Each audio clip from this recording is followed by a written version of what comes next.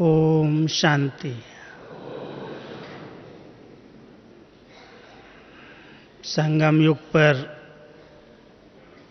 हम सभी बाबा के बहुत बहुत भाग्यवान बच्चे, जिनको डायरेक्ट भाग्य विधाता के द्वारा अनेक प्रकार की विधियां और विधान समझने और जानने को मिले हैं। हर बाबा की मुरली के अंदर अनेक प्रकार की विधियां आप हम सब सुनते हैं।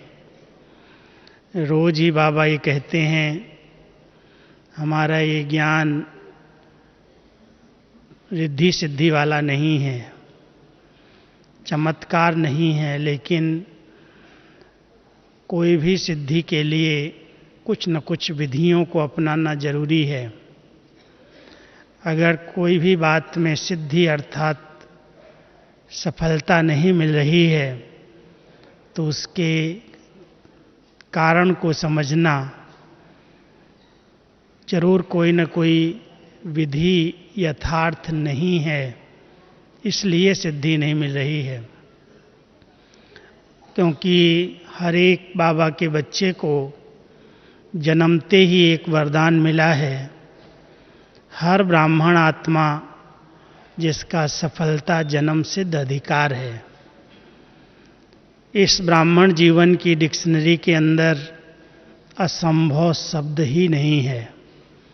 सब कुछ संभव है, लेकिन विधि यथार्थ होना आवश्यक है। अगर विधि के अंदर कुछ भी अपनी मन मत या परमत मिक्स कर दी तो सिद्धि कई बार बहुत दूर अनुभव होती है, सफलता मिलेगी या नहीं। इसलिए आज इस विषय को 3-4 दिन से हम मुरलियों के नीचे वरदान स्लोगन में और आज भी अव्यक्त बाबा की मुरली में इस बात को अंडरलाइन किया है। सुना है आप सबने कि बच्चे विधि से सिद्धि मिलती है। ऐसी कौन सी विधियां हैं जिनसे हर प्रकार की सिद्धि मिलती रहे? हर सिद्धि की विधि है और कई बार हम उन विधियों को जानते भी हैं, समय पर याद नहीं आती, बुद्धि में रहती हैं लेकिन समय पर यूज नहीं होती। तो आज इस विषय को इसी तरह से विचार किया है कि संगम युग पर कोई भी ब्राह्मण आत्मा मेहनत और मुश्किल का अनुभव न करे, क्योंकि बहुत सहज मार्ग। बाबा कई बार कहते हैं, बच्चे तुमने तो बहुत आधा कल्प मेहनत की है, बहुत भटके हो, बहुत धक्के खाए हैं। बाबा के मिलने के बाद भी अगर कोई मेहनत और मुश्किल का अनुभव हो रहा है तो कारण क्या? इसलिए हम सब बाबा की बताई हुई विधियों को स्मृति में लाएं, एक बार उसको रिवाइज करें।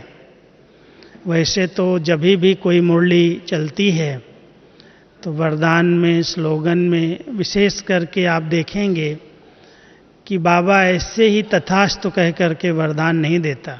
जैसे भक्ति के अंदर वरदान दिए गए हैं, दिखाया गया है, उस वरदान के पीछे कुछ विधि है, कुछ उसका आधार है और उसके बाद भव है। सीधा ही बाबा ने कह दिया अमर भव, सफलता मूर्त भव, संतुष्ट मणि भव, या जितने भी वरदान हैं उनके पीछे उसकी विधि और उसका आधार अवश्य बताया गया है। जब से वरदान बनाने की सेवा मुझे दी गई, मुझे याद है 88 में बाबा, अव्यक्त बाबा एक बार हम मधुबन निवासियों से विशेष मिलने के लिए आए थे। कारण तो था, बाबा ने ही संदेश भेजा कि मधुबन के बच्चों से बाप मिलने के।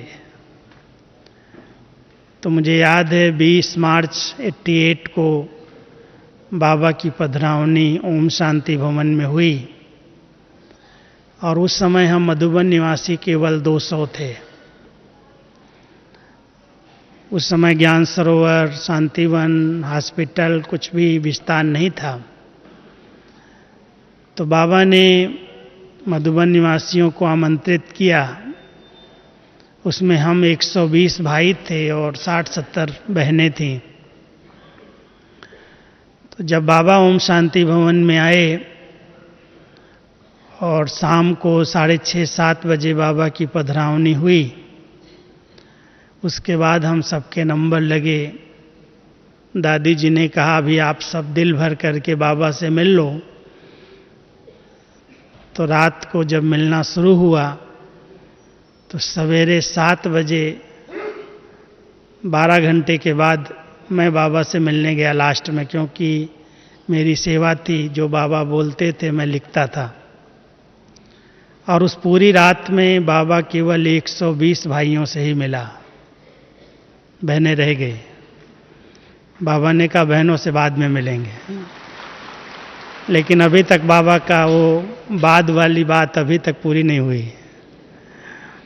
तो 120 भाई जब मिले तो बाबा ने इतने अच्छे अच्छे एक एक को वरदान दिए, कोई को आधा घंटा, कोई को 20 मिनट, बहुत टाइम दिया। और उसमें इतने सुंदर ढंग से बाबा ने एक एक की विशेषताओं का वर्णन किया, एक एक को वरदानों से भरपूर किया। तो सवेरे दादी जी ने मुझे बुलाया, कहती है कि आज रात भर बाबा ने तुम लोगों से क्या बातें की, बहनें क्यों रह गई? न दादी, बाबा ने बहुत वरदान दिए। कहती क्या वरदान दिए हैं? तुम टाइप करके ले आओ। तो जब वो वरदान सारे हमने 120 टाइप किए तो एक बहुत सुंदर किताब जितना बन गया, बहुत ज़्यादा हो गए। इतना बोला है बाबा ने, क्या करोगे? तो मेरे मुख से निकला, दादी ये जिस भाई को बाबा ने कहा है, वरदान दिया है, उसको टाइप करके फ़ोटो के साथ दे देते हैं, वो अपने अपने ऑफिस में लगा लेगा और पढ़ता रहेगा, खुश होता रहेगा। कहती है तो बहुत अच्छी सेवा है, बड़े करो, लेकिन ये केवल आप लोगों के लिए बाबा ने वरदान नहीं दिया है, ये सारे ब्राह्मणों को दिया है। और इसको ऐसे सेट करो कि मुरली के नीचे सब जगह पर वरदान जाए। तो मैंने कहा इतना बड़ा वरदान एक एक का मैं अगर मुरली के नीचे लिखूंगा तो मुरली छोटी हो जाएगी। तो कहती नहीं, इतना नहीं लिखना है, लिखो 4-5 लाइन में ही, लेकिन वरदान का रूप दो। तो जब वो 120 वरदान को सेट किया, 4-5 लाइन, तो उसमें से एक के वरदान से 2 या 3 बन गए। और पूरा 1 साल तक 89 मैं समझता हूँ हो गया था, 89 में पूरा 1 साल तक हमने एक भी वरदान रिपीट नहीं किया, वही 120 वाले वरदान ही सेट किए मुरली के नीचे। और जब पूरा हो गया तो मैंने कहा दादी वरदान जितने बाबा ने दिए थे मैंने सब लिख दिए। तो कहती है बस इतने ही वरदान बाबा ने दिए हैं। दादी रूह रियान बहुत अच्छी करती थी। ये वरदान तो सभी ब्राह्मणों को बहुत अच्छे लगते हैं, सब जगह से पत्र आते हैं कि दादी इससे बहुत अच्छी मदद मिल रही है और इससे बहुत विधियां नई नई मिलती हैं सीखने को, इसलिए ये बंद नहीं करना। तो मैंने कहा मैं अभी कहाँ से लाऊं? तो फिर कहने लगी जो 69 से अभी तक बाबा ने बोला है वो सब मुरलियों की स्टडी करो और उन सब मुरलियों से वरदान निकालो। तो ये जो पहली लाइन है भव वाली, ये वरदान की बनाई हुई लाइन है, ये बाबा के शब्दों में नहीं है, लेकिन भव की जो परिभाषा है, स्पष्टीकरण है, वो बाबा के शब्द ही हैं। जो 4 लाइन आता है उसमें कोई एडिशन नहीं है, करेक्शन भी नहीं है। लेकिन पहली लाइन को सेट करने के लिए मेरा विचार चला कि बाबा ऐसे ही किसी को वरदान नहीं देता है, कुछ विधि बताता है, उस विधि के बाद सिद्धि होती है। तो इसलिए अगर आप पहली लाइन को देखेंगे तो उसमें मोस्टली अधिकतर 3 बातें स्पष्ट की गई हैं। जिस बात को हम प्राप्त करना चाहते हैं उसका कुछ आधार है, उसकी कुछ विधि है, वो करेंगे तो बनेंगे। तो इसलिए यथार्थ विधियां बाबा ने जो सुनाई हैं, जैसे आपको बाबा के शब्द ही मैं वर्णन कर रहा हूँ। बाबा कहता है बच्चे मांगने से मरना भला, बाबा से भी मांगो नहीं, मांगने से कितना मिलेगा। लेकिन अगर बाबा की मदद चाहिए तो उसकी विधि है हिम्मत। हिम्मते बच्चे तो मददे बाप, हिम्मत आपकी तो बाबा की मदद है। अगर हम बाबा की मदद चाहते हैं तो हमें पहले हिम्मत का कदम आगे बढ़ाना पड़ेगा, ऐसे बाबा मदद नहीं देगा। तो ये विधि है और उसकी सिद्धि है मदद। ऐसे ही अगर हमें सफलता चाहिए, विजय चाहिए हर चीज में, जैसे परसों के वरदान में था कि अगर आप बच्चे सेवा में सफलता चाहते हो तो मन वचन कर्म, मनसा वाचा कर्मणा, तीनों सेवाओं का बैलेंस रखो। तीनों सेवाएं साथ साथ हों तो सेवा में सफलता मिलेगी। हम सब सेवाओं के क्षेत्र में हैं और हर एक चाहता है ये जो हमने सेवा की उसमें सफलता मिलनी चाहिए। हमने इतने लोगों को कोर्स कराया, इतने लोगों को ज्ञान सुनाया और कभी इतनी बड़ी प्रदर्शनी मेला किया, अगर उसमें 5-10 स्टूडेंट भी नहीं निकलते हैं तो लगता है कि शायद हमारी मेहनत ऐसे ही चली गई। फिर भी बाबा आथत देता है बच्चे मेहनत ऐसे नहीं जाती, बीज तो पड़ गया, फल निकलेगा, समय लग सकता है।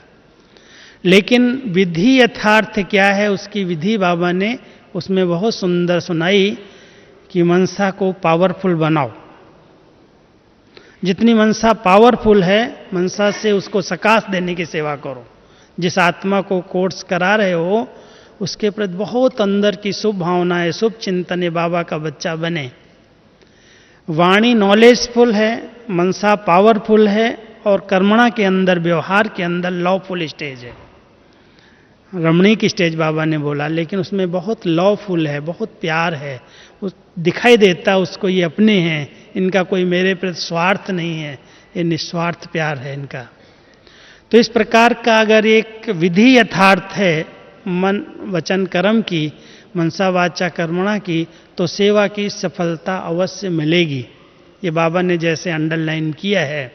और इस विधि को हम छोड़ करके अगर केवल ज्ञान सुना रहे हैं, केवल वाणी के द्वारा हम किसी को बहुत अच्छी तरह से समझा करके, कहानियाँ सुना करके, इधर की बातें उधर की बातें रमणीक ढंग के सुना करके अपना बनाते हैं, बाबा का बनाते हैं, नज़दीक लाते हैं, तो थोड़े दिन के बाद जब धारणाओं की बात आती है तो खिसक जाते हैं। अधिकतर देखा गया है कि किसी भी क्लास के अंदर कोई भी प्रोग्राम से अगर 50, 60, 100 जुड़ते हैं तो थोड़े दिन चल करके 3 मास, 6 मास, उसके बाद धीरे धीरे वो क्लास छटने लगता है, कम हो जाते हैं, बहुत गिने चुने बचते हैं।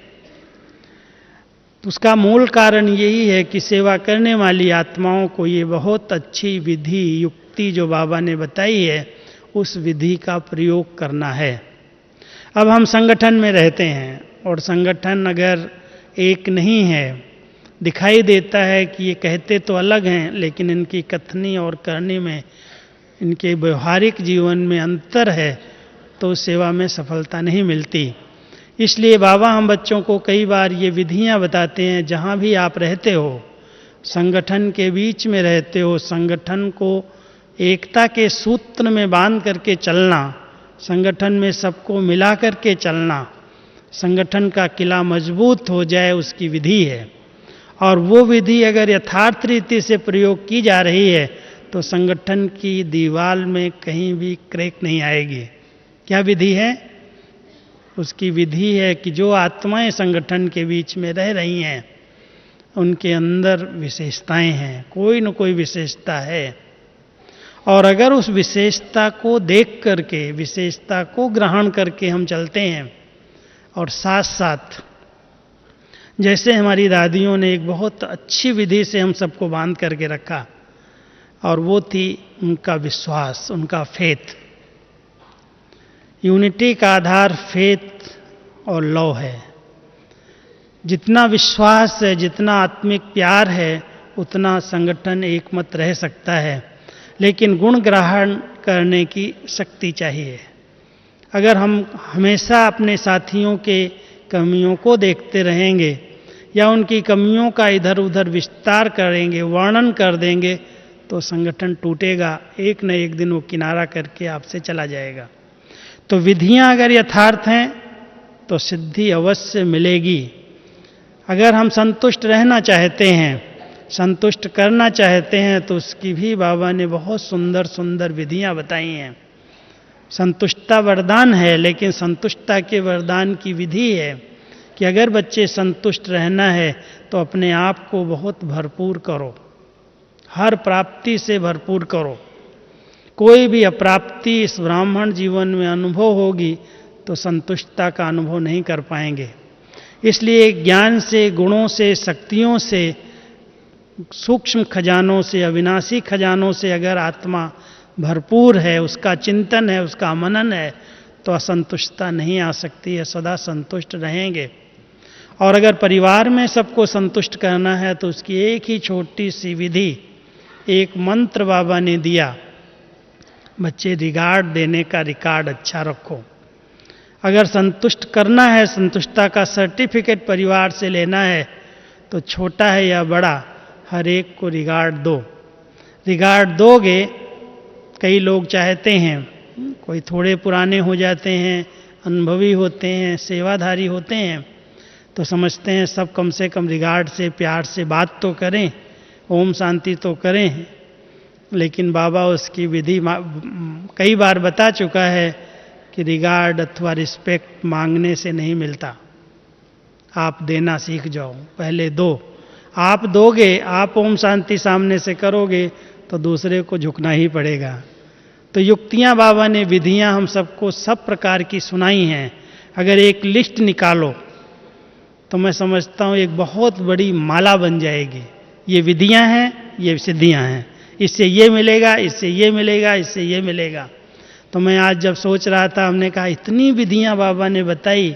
जैसे आज आप कहो कि मन को कंट्रोल कैसे करूं, बहुत चंचल है, कर्मेंद्रियां शांत नहीं होती, शीतल नहीं होती, वृत्तियां बहुत चंचल हैं, तो वृत्तियों की चंचलता को समाप्त करने की विधि नहीं बताई बाबा ने?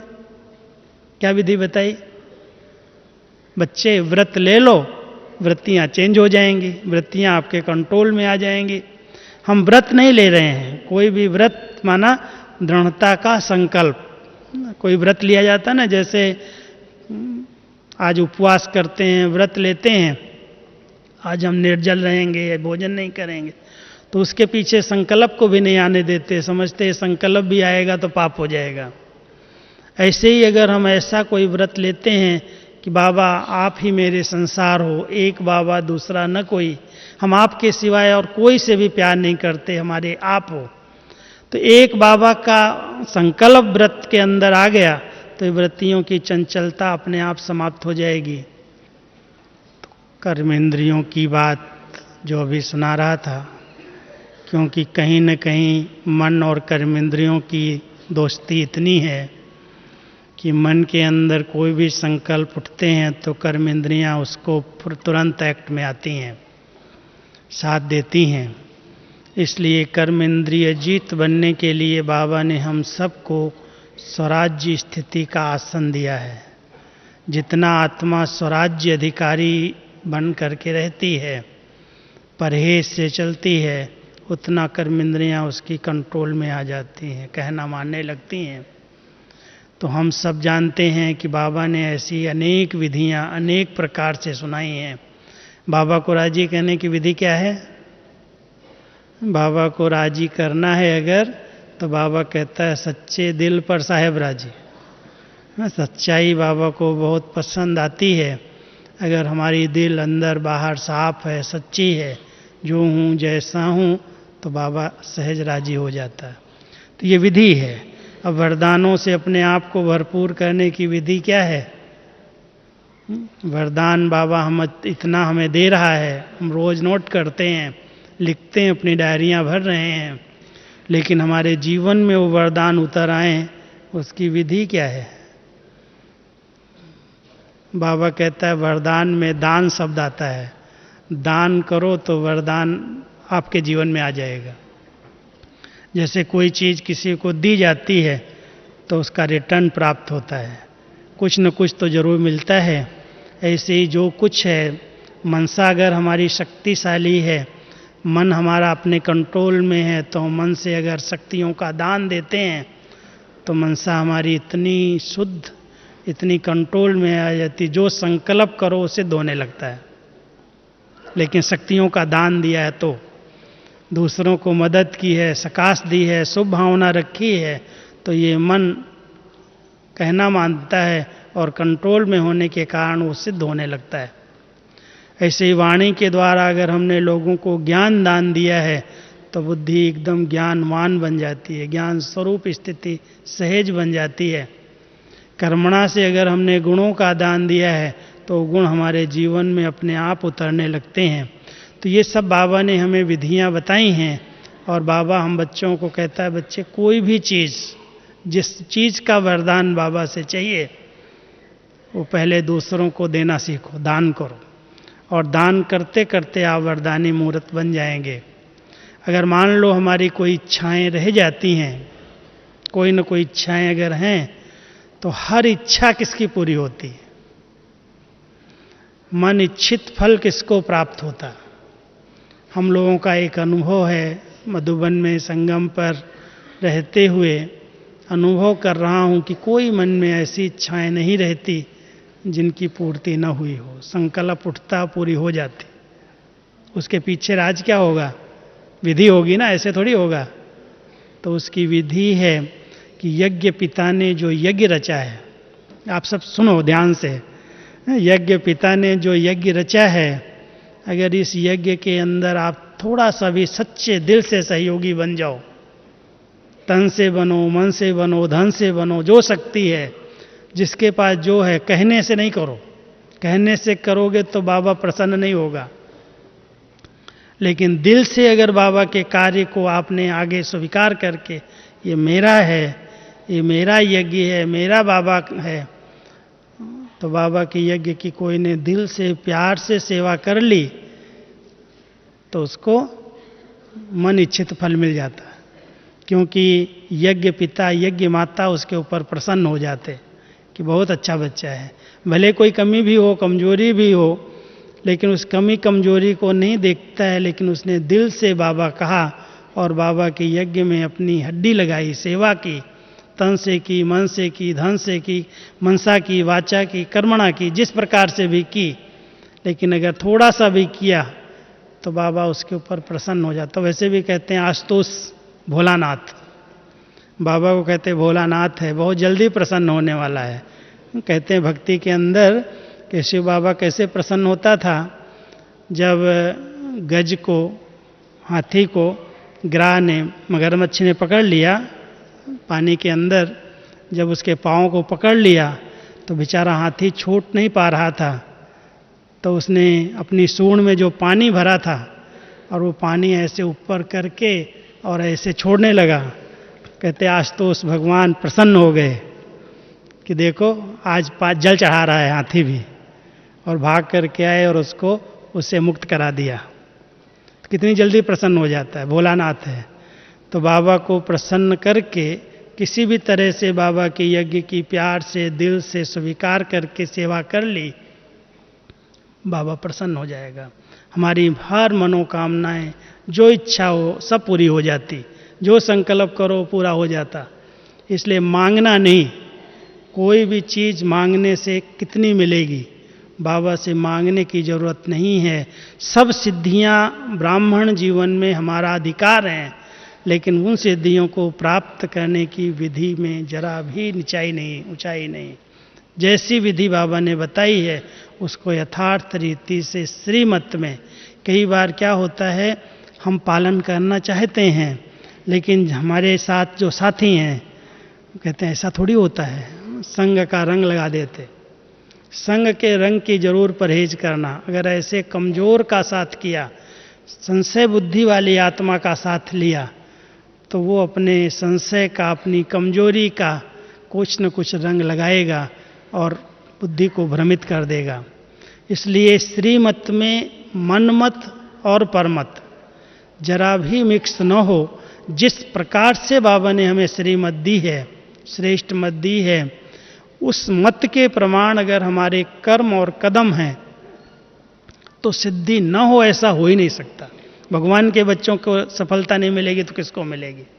किसी भी कार्य के लिए आप जाते हो तो उसकी सबसे बड़ी सिद्धि प्राप्त करने की विधि क्या है? बहुत पॉजिटिव, बहुत सकारात्मक चिंतन करो, बहुत शुद्ध संकल्प से जाओ। ऐसे नहीं सोचो यहाँ हम जाएंगे, पता नहीं वो व्यक्ति ठीक है या नहीं, जवाब कैसा देगा, हमने तो सुना है बड़ा गुस्से वाला है, कभी काम ही नहीं करता है, बिना रिश्वत लिए कहेगा कुछ करेगा ही नहीं। अब ये जो भावनाएं हमारे मन के अंदर किसी ने भर दी, या हमने कुछ ऐसे नेगेटिव विचार ले लिए, और उस विचार के बाद यदि मैं उसके पास गया तो रिस्पॉन्ड क्या मिलेगा? क्योंकि जी जैसा बीज बोया वैसा ही रिस्पॉन्ड मिलेगा। इसलिए विधि क्या है? कोई से भी कार्य कराना है, कोई भी काम के लिए जा रहे हैं कि अवश्य करेगा, जरूर करेगा, क्यों नहीं करेगा, मेरा इसमें क्या स्वार्थ है, हम तो विश्व कल्याण के लिए, सबकी भलाई के लिए कर रहे हैं। तो अगर हमारे संकल्पों में बहुत पॉजिटिविटी, बहुत अच्छे चिंतन हैं, सकारात्मक विचार हैं, तो कोई से भी कोई कार्य आप करा सकते हो, असंभव कुछ है ही नहीं। चाहे जितना व्यक्ति कैसा भी हो, किसी का भी काम करे या न करे, बाबा के बच्चों का काम अवश्य करके देगा। लेकिन अंदर की भावनाएं बहुत शुद्ध और सकारात्मक चाहिए। इसलिए बाबा हमारे बीज को परिवर्तन करता है। संकल्प से सेवा की कितनी सारी मूल्यां चल रही हैं। संकल्प से सेवा करो, मनसा सेवा करो, अंतिम सेवा यही है। लेकिन संकल्प अगर बहुत साधारण और व्यर्थ चलते हैं, कितनी एनर्जी नष्ट होती है। अब ये विधियां समय पर याद आ जाएं, उसकी विधि क्या है? क्योंकि पता सब है, मुरलियां सबको याद रहती हैं, पॉइंट सब दूसरों को, अगर दूसरे के आगे कोई बात आएगी कहेंगे ये करो, हो जाएगा, उनको राय देंगे और वो कर भी लेगा, सफलता भी मिल जाएगी। लेकिन जब मेरे पास कोई वही पेपर आता है तो मन हलचल में आ जाता है, क्या, क्यों, कैसे, क्या, अनेक प्रश्न उठ जाते हैं। बाबा तो ऊपर रहता है, वो तो मदद नहीं करता है, ये करता है, वो करता है। बहुत सारे साधारण संकल्प ले लेते हैं और फिर सचमुच मदद नहीं मिल पाती। इसलिए बाबा अपने बच्चों को एक बहुत सुंदर उसकी भी विधि बताता है कि कोई भी कार्य के पहले अपनी बुद्धि को सरेंडर कर दो, समर्पित करो। जरा भी बुद्धि का अहम न हो, मैं कर सकता हूँ, मेरी बुद्धि बहुत अच्छी है, मैं पढ़ा लिखा हूँ, मैं अनुभवी हूँ। ये जो मैंपन का आवरण है, मैंपन का अहम है, ये सफलता से बहुत दूर ले जाता है। बाबा अपने बच्चों को सिद्धि स्वरूप बनाने के लिए कहता है, बच्चे पहले मैंपन की मैली बुद्धि को समर्पित कर दो। बहुत निरहंकारी, निर्माणचित बनो, निमित्त समझो, करावनहार करा रहा है, मैं कुछ नहीं कर सकता जब तक बाबा मेरे साथ न हो। जब तक निरहंकारी और निर्माणचित स्थिति नहीं है तब तक सफलता नहीं मिलती। इसलिए समर्पणता संपूर्णता का फाउंडेशन है। अगर हम संपूर्ण सफलता प्राप्त करना चाहते हैं तो संपूर्णता के पीछे संपूर्ण समर्पण होना होगा। हर एक ये सोचे कि सचमुच मैंने, ऐसे नहीं समर्पित माना प्रवृत्ति को छोड़ दिया, धंधे को छोड़ दिया, वो समर्पित हैं। लेकिन प्रवृत्ति में रहते, घर गृहस्थ में रहते अगर कोई संपूर्ण ट्रस्टी ईमानदार होकर के अपने घर को चला रहा है, बाबा को जो कहा है उस अनुसार वो करता है, ये तन तेरा, ये मन तेरा, ये धन तेरा, तेरे में कहीं सेंध नहीं लगा देना, ध्यान रखना ये बाबा का है। जरा भी कहीं भी अमानत में ख्यानत न हो। करो, सब यूज करो, बाबा दिया है यूज करने के लिए, लेकिन कहीं गलत रास्ते पर नहीं लगा सकते। श्रीमत के विपरीत दिशा की ओर उस मन को नहीं लगा सकते, उस वाणी को नहीं लगा सकते, उस धन को नहीं लगा सकते। तो जब हम तन मन धन को श्रीमत के अनुकूल चलाएंगे, समर्पित कर देंगे बाबा के आगे, और जैसे बाबा ने श्रीमत दी है उस बाउंड्री के अंदर रहेंगे तो समय पर ठीक टचिंग आएगी। बाबा की टचिंग के लिए बुद्धि बहुत स्वच्छ चाहिए।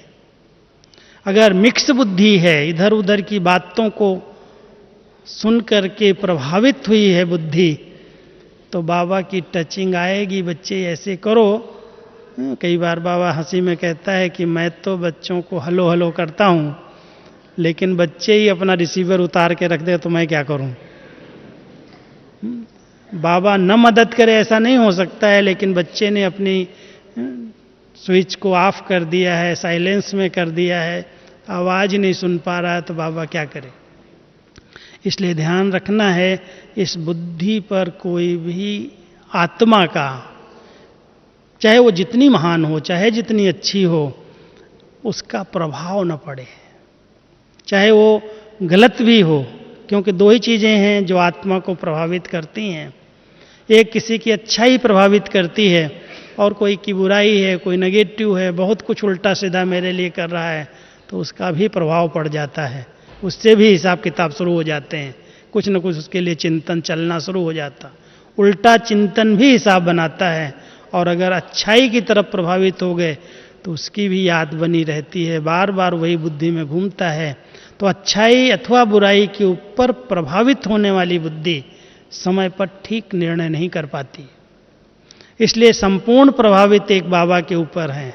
ये बुद्धि स्वच्छ है, निर्मल है, अच्छा दर्पण है, बाबा की ऐसे टचिंग आती रहती, ये करो, ये करो, ये करो, ये करो।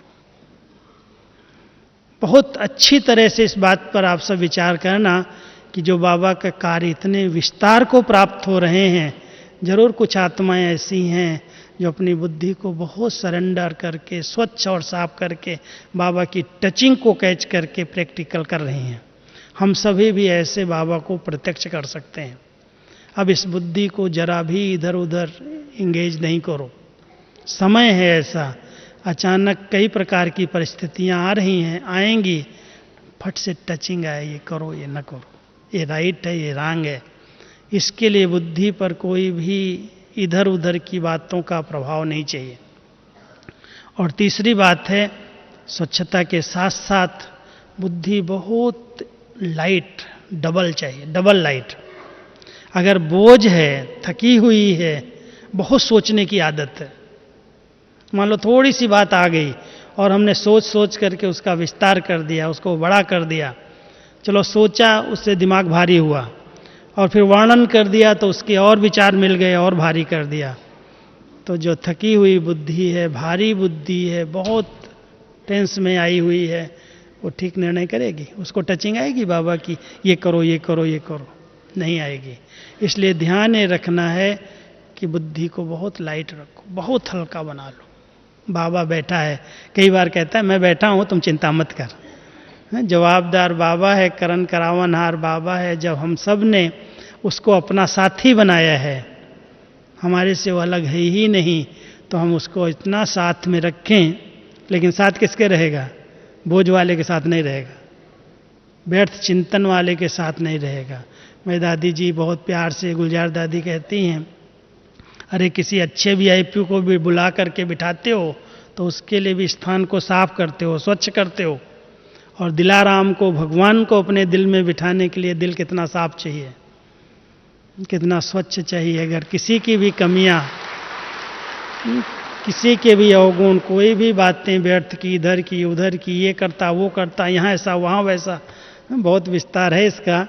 अगर जरा भी इसमें बुद्धि के अंदर, दिल के अंदर, दिमाग के अंदर गंदगी है तो बाबा वहाँ कंबाइन नहीं रहता है, दूर हो जाता है। बाबा को भी बहुत प्योर बच्चे चाहिए, शुद्ध बच्चे चाहिए। और शुद्ध बहुत विचार अच्छे हैं, सरल नेचर वाले हैं। तो सरल नेचर, सरलता का आधार क्या है? सरलता का वरदान मिल जाए, उसका आधार क्या है?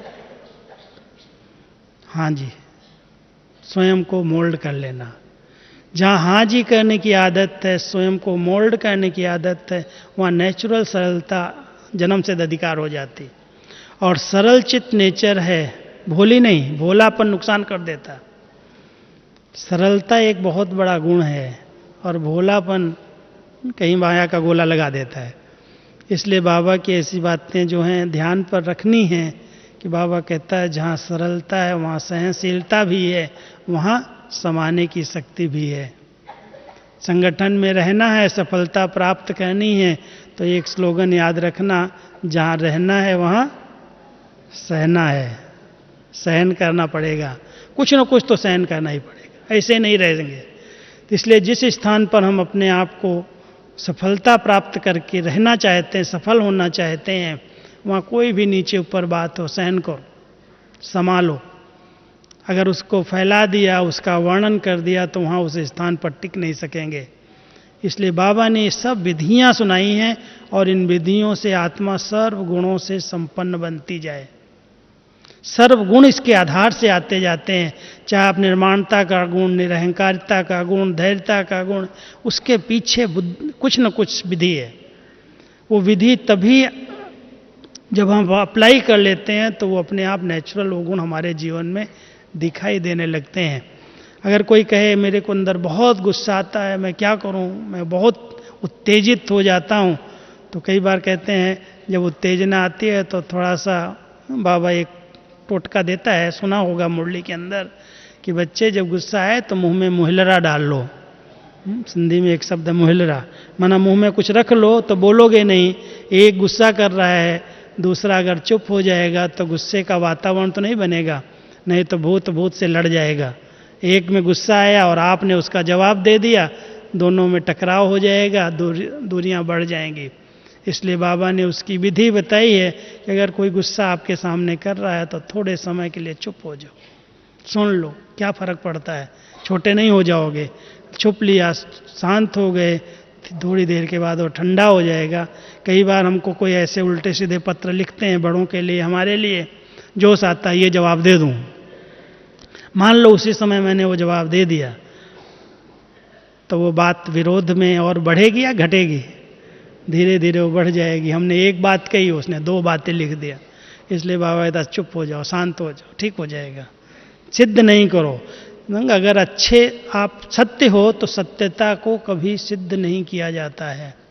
सत्यता तो अपने आप में सिद्ध है, और जो सिद्ध करता है वो जरूर जिद्द करेगा ही कहीं न कहीं से।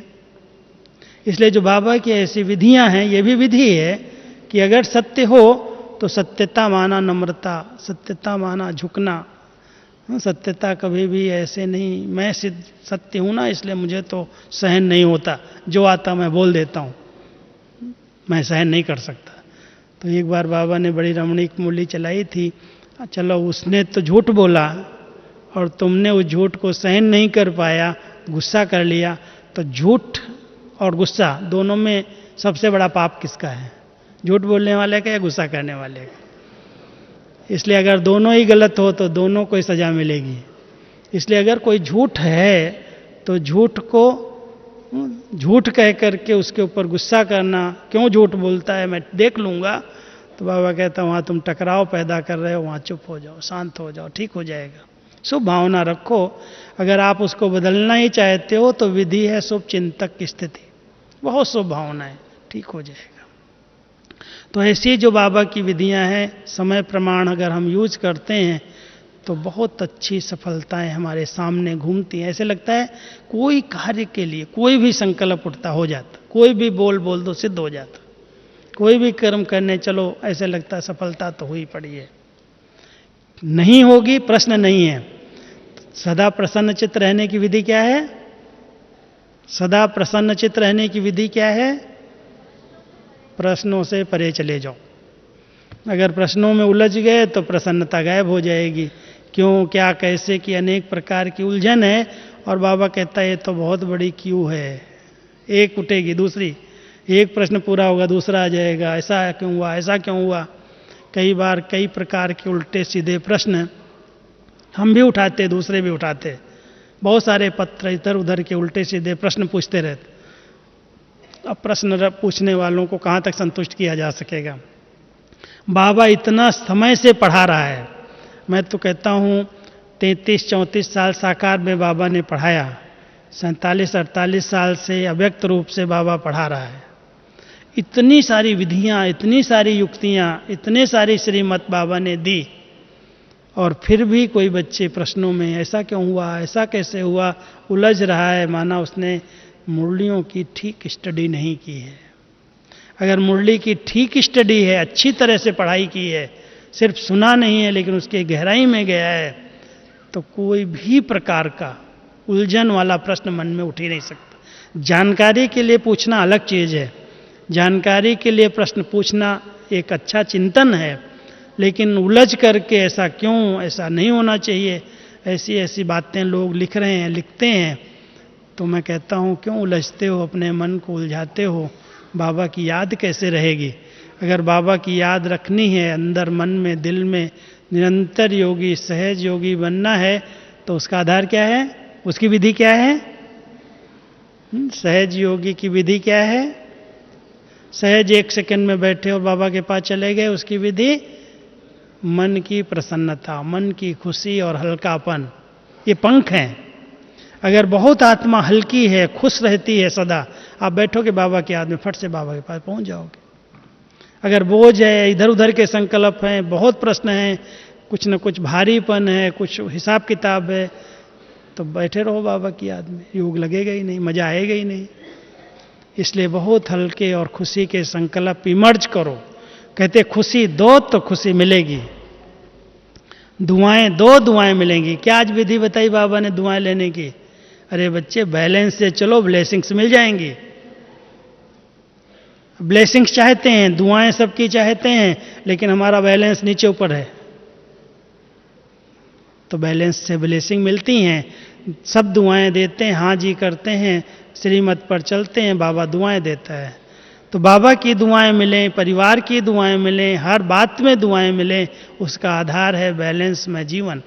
तो जितना हम बैलेंस से चलेंगे, बाबा प्रसन्न है, ब्लेसिंग्स देता रहेगा। बाबा की दुआएं हमारे ऊपर छत्र छाया बन जाएंगी। तो ऐसी बाबा की विधियों को अपने पास जरूर नोट करना, और अगर बुद्धि शांत है, धैर्यवत है, शुद्ध है, स्वच्छ है और समर्पित है, तो समय पर टचिंग आएगी, ये करो, ये राइट है, ये रॉन्ग है, ये नहीं करना, ये करना। ठीक है? ओम शांति।